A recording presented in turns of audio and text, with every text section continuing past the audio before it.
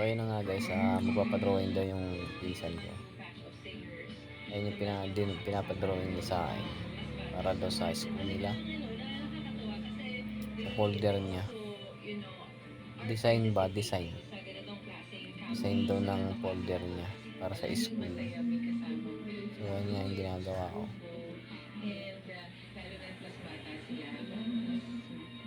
So ito yung magiging resulta guys. Pangit ng ano ito, oh. Nagkakalat. Nagpa-drawing yung pinsang ko, si Zoro.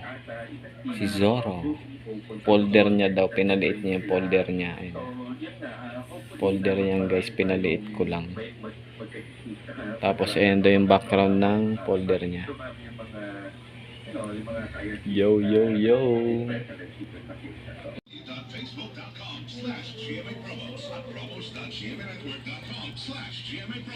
Ang kalat kasi.